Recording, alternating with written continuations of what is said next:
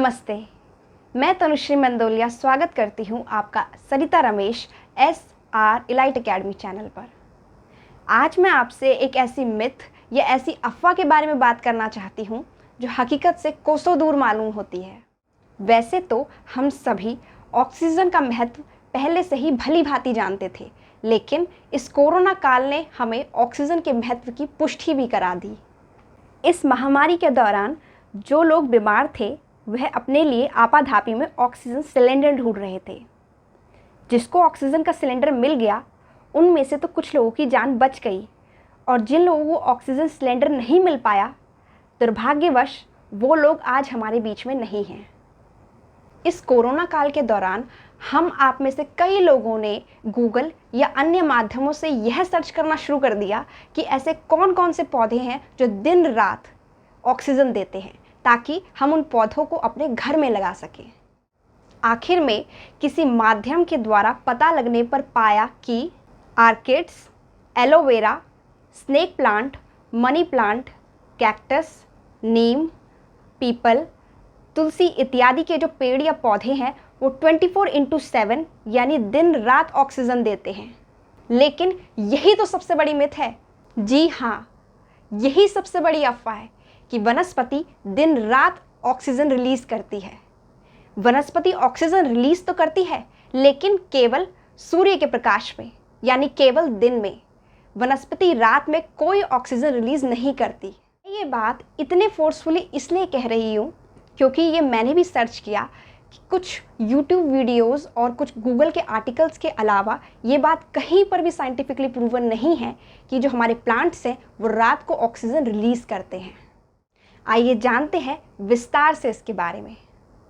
जैसे कि आप हम सभी जानते हैं कि किसी भी लिविंग सेल को जिंदा रहने के लिए ऑक्सीजन की ज़रूरत होती है। अब वो लिविंग सेल चाहे किसी जंतु का हो या फिर किसी वनस्पति का। जैसे कि हम सभी जानते हैं कि बहुत सारी कोशिकाओं से मिलकर एक ऊतक बनता है। ऊतक यानी एक टिश्यू बनता है, और ऐसे ही कई सारे ऊतक से मिलकर एक ऑर्गन बनता है, और उन्हीं सारे ऑर्गन से मिलकर हमारी बॉडी बनी है, हमारा शरीर बना है। अभी मैंने जितने भी नाम लिए, चाहे वो सेल्स हो, टिश्यूज़ हो या ऑर्गन्स हो, इन सभी को जिंदा रहने के लिए ऑक्सीजन की ज़रूरत होती है। यानी कि हमारे शरीर को जिंदा रहने के लिए ऑक्सीजन की ज़रूरत है, और इसीलिए तो ऑक्सीजन को प्राणवायु कहा गया है। अभी तक मैंने ये बताया कि जितने भी लिविंग बींग्स हैं उन सभी को जिंदा रहने के लिए ऑक्सीजन की ज़रूरत है। तो सवाल ये आता है कि ऑक्सीजन लिविंग बींग्स को मिल कहाँ से रही है? तो फिर जवाब आता है कि लिविंग बींग्स को ये जितनी भी ऑक्सीजन मिल रही है ये वातावरण से मिल रही है। तो फिर सवाल उठता है कि वातावरण में ये ऑक्सीजन कहाँ से आ रही है? तो फिर जवाब मिलता है कि वातावरण में ये जितनी भी ऑक्सीजन है ये सभी पेड़ पौधों से मिल रही है।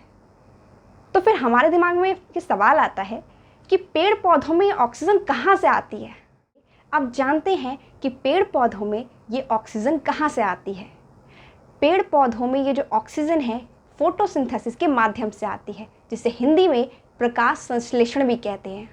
आइए जानते हैं प्रकाश संश्लेषण की क्रिया के बारे में। पौधे वातावरण से CO2 और भूमि से H2O लेकर सूर्य के प्रकाश की उपस्थिति में क्लोरोप्लास्ट के माध्यम से अपना भोजन बनाते हैं और O2 और कुछ मात्रा में पानी छोड़ते हैं। जी हाँ, बिना सूर्य के प्रकाश के पौधे भी अपना भोजन नहीं बना सकते।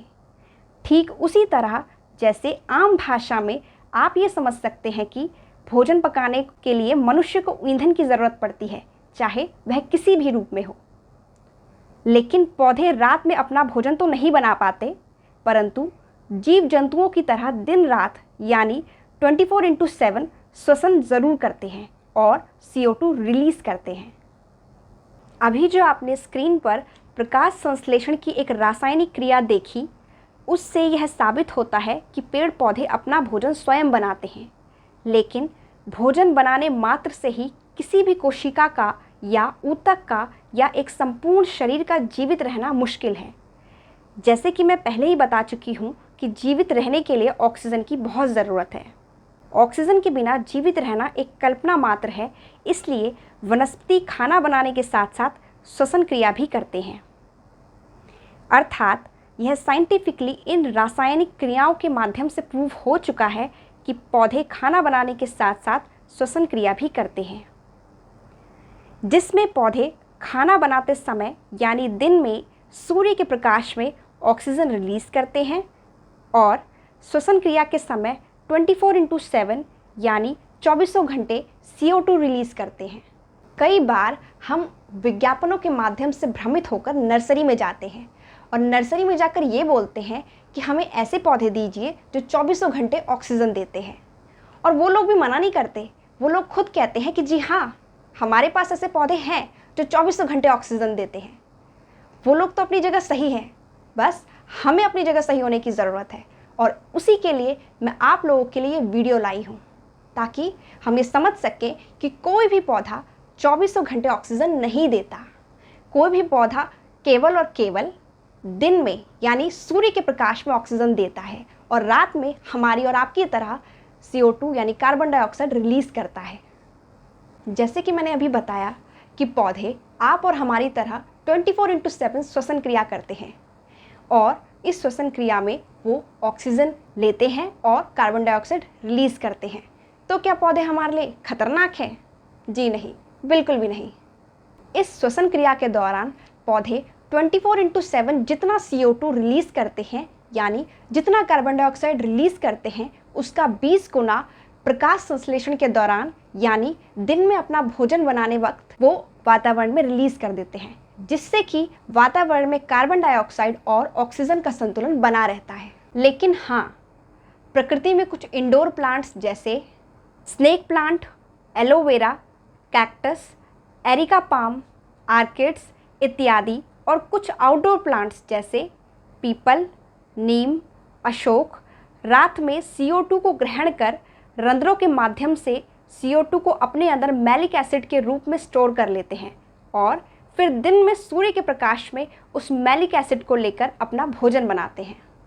इसलिए हमें इंडोर प्लांट्स अपने घर में ज़रूर लगाने चाहिए ताकि हमारे घर के अंदर CO2 का लेवल कम हो सके।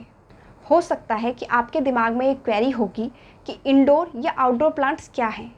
तो इंडोर प्लांट्स वो पौधे होते हैं जो कम रोशनी में भी प्रकाश संश्लेषण की क्रिया कर लेते हैं, जबकि आउटडोर प्लांट्स को इंडोर प्लांट्स की तुलना में ज़्यादा रोशनी की ज़रूरत होती है। अंत में हम यह निष्कर्ष पर पहुंचते हैं कि हमें ज़्यादा से ज़्यादा इंडोर प्लांट्स लगाने चाहिए ताकि घर के अंदर का CO2 का लेवल कम हो सके, और इसी के साथ साथ ज़्यादा से ज़्यादा मात्रा में आउटडोर प्लांट्स भी लगाने चाहिए ताकि हमारे वातावरण का ऑक्सीजन लेवल बना रहे। बने रहे हमारे साथ, मिलते हैं नेक्स्ट सेक्शन में जो कि एक क्वेश्चन आंसर का सेक्शन है, जिसमें कुछ क्वेश्चन आंसर्स हैं जो कि आपके बोर्ड और कॉम्पिटिटिव एग्जाम्स में आने के साथ साथ प्लांट्स के बारे में आपकी नॉलेज को और बढ़ाएंगे। प्रश्न 1, प्रकाश संश्लेषण का रासायनिक सूत्र क्या होता है? प्रकाश संश्लेषण का रासायनिक सूत्र है 6CO2 plus 12H2O in presence of light energy and chlorophyll gives C6H12O6 plus 6H2O plus 6O2। प्रश्न 2, प्रकाश संश्लेषण का अंतिम उत्पाद क्या है? प्रकाश संश्लेषण का अंतिम उत्पाद ऑक्सीजन है। प्रश्न 3, ऑक्सीजन का दूसरा नाम क्या है? ऑक्सीजन का दूसरा नाम अम्ल उत्पादक है। प्रश्न 4, प्राणवायु गैस का नाम क्या है? प्राणवायु गैस का नाम ऑक्सीजन है। प्रश्न 5, ऑक्सीजन को प्राणवायु गैस क्यों कहते हैं? ऑक्सीजन हमारे शरीर की कोशिकाओं का ऊर्जा और विकास का मुख्य स्रोत होने के साथ साथ बाहरी वायरस को भी खत्म करता है। प्रश्न 6, ऑक्सीजन किस प्रकार की गैस है? ऑक्सीजन एक रंगहीन, गंधहीन और स्वादहीन गैस है। प्रश्न 7, शुद्ध ऑक्सीजन कौन सी होती है? शुद्ध ऑक्सीजन लिक्विड फॉर्म में तैयार की जाती है और ये 99.5% तक शुद्ध होती है। प्रश्न 8, ऑक्सीजन गैस की खोज किसने की थी? ऑक्सीजन गैस की खोज जोसेफ प्रिस्टली ने की थी और एंटोनी लेवोइजर ने इसके गुणों की व्याख्या की थी। प्रश्न 9, पत्तियों का रंग हरा क्यों होता है? पत्तियों का रंग हरा क्लोरोफिल पिगमेंट द्रव के कारण होता है।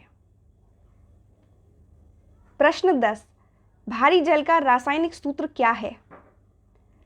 भारी जल का रासायनिक सूत्र D2O है। प्रश्न 11, अप्रकाशिक अभिक्रिया या डार्क रिएक्शन क्या है? क्लोरोप्लास्ट के स्ट्रोमा में CO2 का स्थिरीकरण और अपचयन को अप्रकाशिक अभिक्रिया कहते हैं। प्रश्न 12, प्रकाश संश्लेषण की क्रिया में क्लोरोफिल क्या कार्य करता है?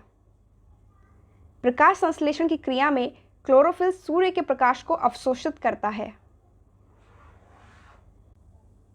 प्रश्न 13, पत्ती की सतह पर छोटे छिद्रों को क्या कहा जाता है? पत्ती की सतह पर छोटे छिद्रों को स्टोमेटा या रंध्र कहा जाता है। अगर आपको मेरा ये वीडियो अच्छा लगा हो तो do press that like button, do comment and subscribe our channel Sarita Ramesh SR Elite Academy. Thank you for watching.